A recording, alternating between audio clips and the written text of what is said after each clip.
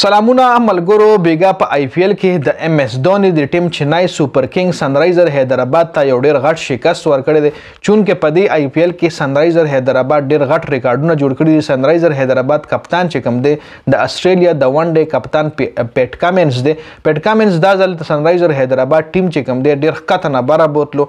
ډیر غټ سکورونه په دې آی پی ایل کې سنرایزر حیدرآباد ټیم کړي دي. سپیشلی ټریوس هیډ چې کوم دی هغه پکې زبردست بیټینګ کړی دی.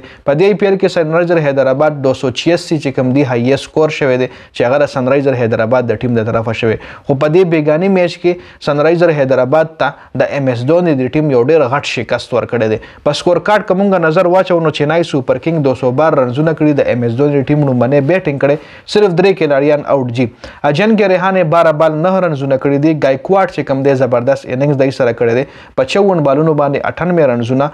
ډیریل میچل 32 بال 52.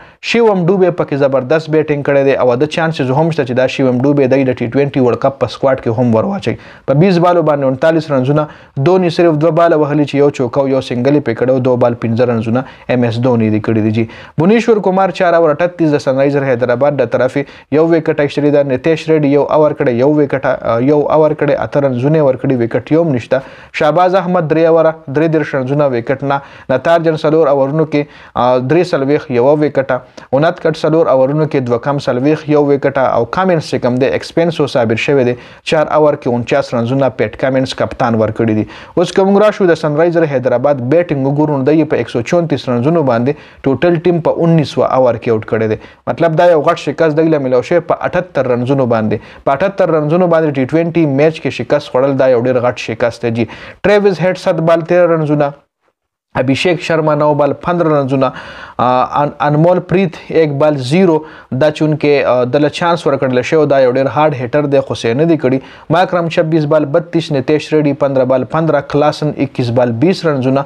عبدالصمد 18 بال 19. شهباز احمد 5 بال 7. پیټ کمن 7 بال 5. بونیشور کمار 3 بال 4 اور اونت کټ چې کوم دی 2 بال 1 رنزونه کړي دي. دا چنائی سپر کنګ د طرفه خپ بالنګ چې کم کړي دی هغه तुषार देशपांडे कड़े 3 ओवरों के 27 और सलोर विकेट दईश्तरी दी. दीपक चाहर 3 ओवर 22 विकेट योम निश्ता. मुस्तफिजुर रहमान 3 ओवरों के 19 रनजुना 2 विकेट खबालिंग द कड़े दे. जडेजा होम पर सलोर ओवरों के 22 रनजुना 1 विकेट.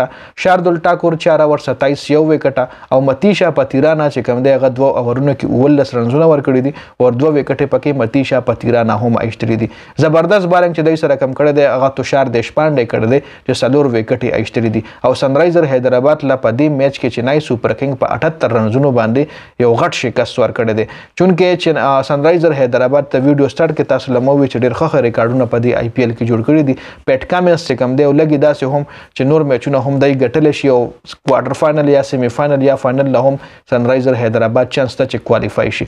د ویډیو کتلو زیاته مننه. ویډیو ضرور مخکې ملګرو سره شریک کړئ. والسلام.